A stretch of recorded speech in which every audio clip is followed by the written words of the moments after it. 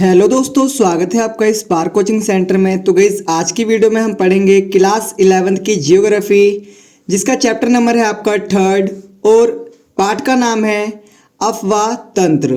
तो गाइस ये आपका पार्ट 1 है, पार्ट 2 बहुत जल्द अपलोड हो जाएगा। और ये मेरा फ़ोन नंबर है 8178988103। अगर आपको पीडीएफ रिलेटेड या फिर कुछ अदर इश्यूज आ रहे हों तो आप इस नंबर पे कॉल या फिर व्हाट्सअप कर सकते हैं और पूरी डिटेल ले सकते हैं और अपनी प्रॉब्लम को सॉल्व करवा सकते हैं। नेक्स्ट मैं बता दूं आपको, ये बुक 2nd है और बुक 2nd का ये 3rd चैप्टर है। अभी इसके 3 चैप्टर और हैं, इसके बाद वो सारे करवा दिए जाएंगे और फिर आपको सभी के पार्ट 2 मिलेंगे, ठीक है, सीक्वेंस वाइज। तो गाइस मैं आपको बता दूं कि ये जो इसकी जो बुक फर्स्ट थी वो हमने ऑलरेडी पूरी करवा दी है, साथ ही साथ प्लेलिस्ट के माध्यम से सभी को चैप्टर वाइज भी लगवा दिया है। अभी सभी की पार्ट 1 आए हैं, पार्ट 2 भी बहुत जल्दी अपलोड हो जाएंगे। साथ ही साथ मैं आपको बता दूं, यहाँ पर मैं जियोग्राफी के साथ साथ आपको पॉलिटिकल, हिस्ट्री, हिंदी, इंग्लिश और आपका सोशोलॉजी, फिजिकल एजुकेशन, इकोनॉमिक्स इत्यादि सभी सब्जेक्ट्स के नोट्स करवा रहा हूँ। तो आप बेनिफिट ले सकते हैं ऑलमोस्ट सभी चीज़ों का, ठीक है। तो आइए स्टार्ट करते हैं आज की वीडियो। तो गाइज़ अगर अभी तक आपने चैनल को सब्सक्राइब नहीं करा है तो चैनल को सब्सक्राइब कर लीजिए, क्योंकि आपको इस चैनल के माध्यम से 12th में भी बहुत ज़्यादा बेनिफिट होगा और 11th में तो हो ही रहा है, ठीक है। और साथ ही साथ यहाँ पर आपको पूरा फ्री स्पोकन इंग्लिश कोर्स भी करवाया जा रहा है, तो आप उस वीडियो को भी वॉच कर सकते हैं और अपनी इंग्लिश को इम्प्रूव कर सकते हैं। आइए स्टार्ट करते हैं वीडियो को। सबसे पहले हम देखेंगे महत्वपूर्ण जानकारी, ठीक है, महत्वपूर्ण जानकारी। तो देखिए दिखा रखा है, किसी क्षेत्र की जल निकास व्यवस्था एक निर्धारित जल मार्ग द्वारा होना अफवाह तंत्र कहलाता है। मतलब कि किसी भी क्षेत्र की जो जल निकासी जो व्यवस्था होती है उसे ही क्या कहा जाता है, उसे ही अफवाह तंत्र कहते हैं। समझ में आ गया? चलिए दिखा रखा है नेक्स्ट, एक क्षेत्र जिसका जल कोई नदी बहाकर ले जाती है उसे जल संभर कहते हैं। मतलब कि एक ऐसा क्षेत्र जहाँ से जो उसका जल होता है वो कौन बहा के ले जाती है, जो नदी बहा के ले जाती है, तो उसे कहते हैं जल संभर। क्या कहते हैं? जल संभर। समझ में आ गया? चलिए वेरी गुड। नेक्स्ट दिखा रखा है, विशाल नदियों के जल संभर को नदी द्रोणी कहा जाता है। जो विशाल नदियां होती है उसके जो जल संभर होते हैं उसे क्या कहते हैं? उसे नदी द्रोणी कहा जाता है, ठीक है। नेक्स्ट दिखा रखा है, सिंधु घाटी की लंबाई 2880 किलोमीटर है। जो सिंधु घाटी है उसकी जो लंबाई है वो है 2880 किलोमीटर, ठीक है। नेक्स्ट है आपका, प्रायद्वीपीय भारत की पश्चिम की ओर बहने वाली 2 नदियों के नाम नर्मदा तथा ताप्ती हैं। देखो जो प्रायद्वीपीय पठार से बहती हैं और किधर बहती हैं? पश्चिम की ओर। किधर? पश्चिम की ओर। वैसे सारी जो नदियां वो पूर्व की ओर बहती हैं, लेकिन ये जो नदी है वो कहाँ बहती है? पश्चिम की ओर, ठीक है। और ये कहाँ गिरती हैं? ठीक है, ये 2 नदियां क्या हैं? ये जो 2 नदियां हैं जो पश्चिम की ओर गिरती हैं, ठीक है। नेक्स्ट दिखा रखा है, अरावली से निकलने वाली साबरमती नदी है। जो अरावली से निकलती है वो कौन सी नदी है? वो है साबरमती, ठीक है। याद रखिएगा, पेपर में 1 मार्क्स का क्वेश्चन आएगा बहुत डीपली, ठीक है। अब हम पढ़ेंगे यहाँ पर महत्वपूर्ण प्रश्न। तो गाइज ये मेरा फ़ोन नंबर है 8178988103, ठीक है। आप इस नंबर पे कॉल कर सकते हैं या फिर व्हाट्सअप मैसेज कर सकते हैं और हम यहाँ पर जो भी आपकी क्वेरी होगी उसको सॉल्व कर देंगे, ठीक है। साथ ही साथ आप मुझे इंस्टाग्राम पे भी फॉलो कर सकते हैं, वहाँ पर भी हम आपको पूरा सपोर्ट करेंगे। तो देखिए महत्वपूर्ण प्रश्न दिखा रखा है, ठीक है।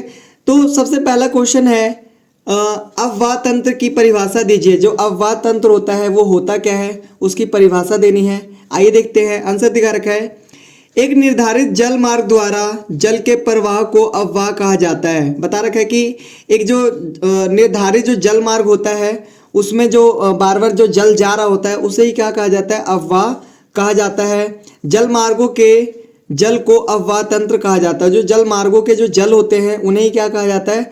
अफवाह तंत्र कहा जाता है। समझ में आ गया? चलिए क्वेश्चन दिखा रखा है सेकंड, अफवाह प्रतिरूप किसे कहते हैं? जो अफवाह प्रतिरूप होता है वो होता क्या है? देखिए, नदियों और सहायक नदियों के विन्यास को प्राकृतिक अफवाह प्रतिरूप कहा जाता है।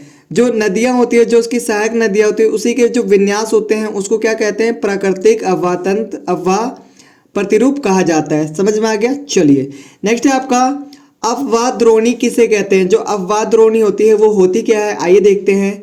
विशाल नदियों के जल संभर को नदी द्रोणी या अफवाह द्रोणी कहा जाता है। जो विशाल नदियां होती है उसी का जो जल संभर होते हैं उसे क्या कहा जाता है? उसे नदी द्रोणी या फिर अफवाह द्रोणी कहा जाता है। ठीक है, नेक्स्ट देखिए बता रखा है डेल्टा किसे कहते हैं? भारत से 4 उदाहरण दीजिए। जो डेल्टा है वो होती क्या है और भारत से क्या बताना है? 4 उदाहरण देने हैं। नदी के मुहाने पर नदी तथा उप नदियां द्वारा बहाकर लाई हुई तल छट से बनी त्रिभुजाकार आकृति डेल्टा कहलाती है।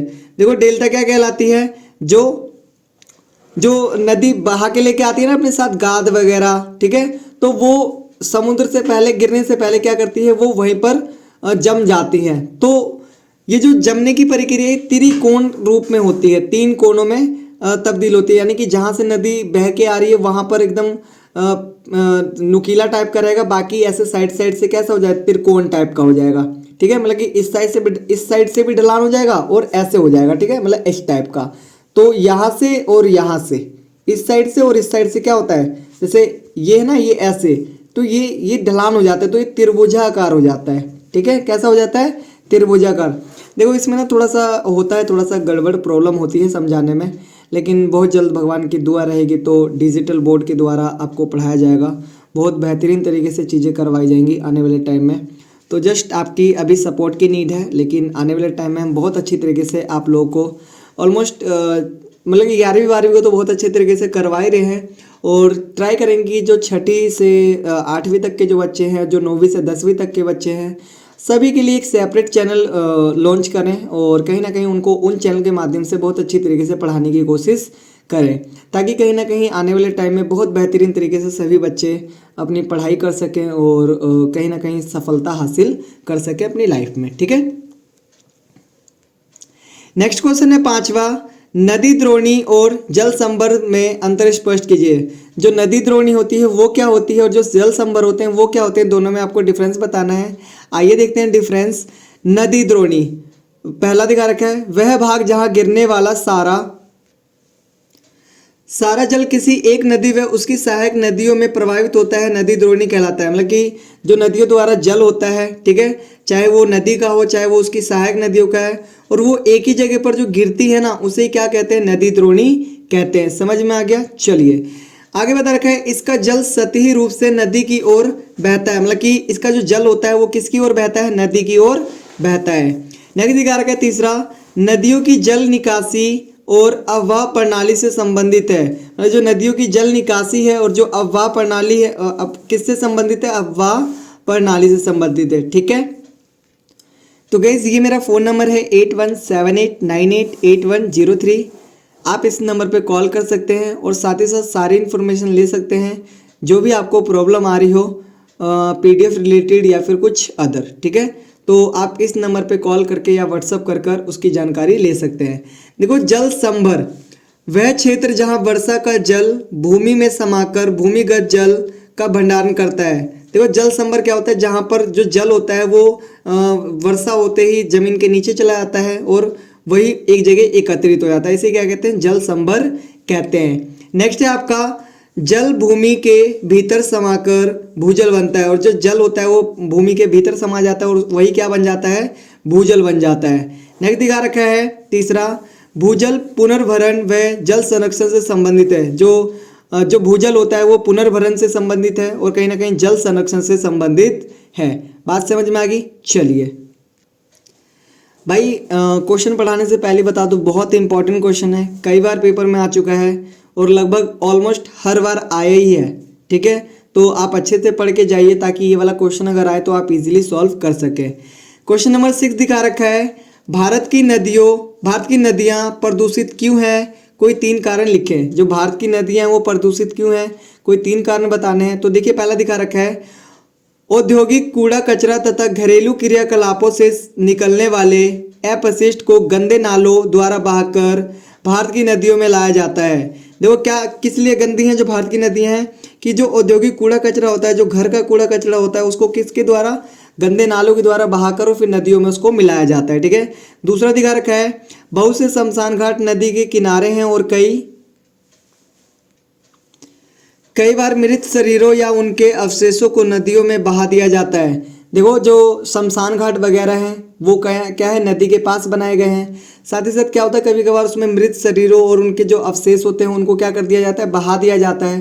ठीक है, जिसके कारण भी नदी प्रदूषित है। तीसरा दिखा रखा है कुछ त्योहारों पर फूलों और मूर्तियों को नदियों में विसर्जित किया जाता है। बड़े पैमाने पर सान वे कपड़े आदि की धुलाई से भी नदी प्रदूषित होती है। मतलब कि कपड़े उपड़े की धुलाई करते हैं और जो त्योहारों में आपने देखा हो मूर्ति वगैरह होती है उनके जो फूल पत्ते होते हैं वो भी बहा देते हैं नदियों में। तो जिसके कारण क्या है जो भारत की नदियां हैं वो बहुत ज़्यादा प्रदूषित हैं। ठीक है,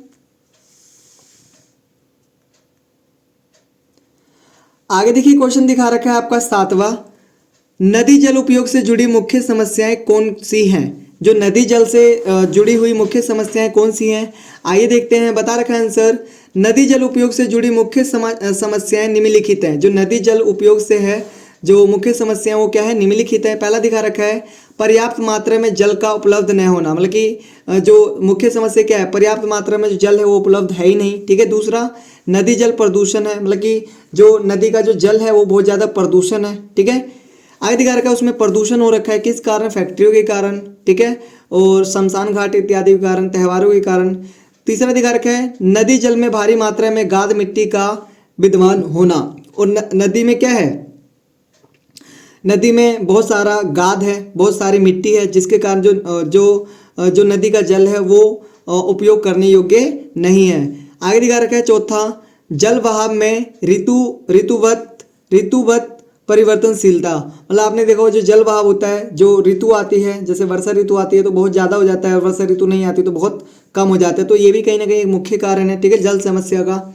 आगे दिखा रखा है 5वां, राज्यों के बीच नदी जल विवाद। और कहीं ना कहीं जो राज्य हैं एक राज्य दूसरे राज्य से जल विवाद के लिए लड़ रहा है। ठीक है, तो ये भी कहीं ना कहीं एक मुख्य कारण है जल उपयोग की समस्या के लिए। ठीक है, आगे दिखा रखा है क्वेश्चन नंबर आपका 8वां,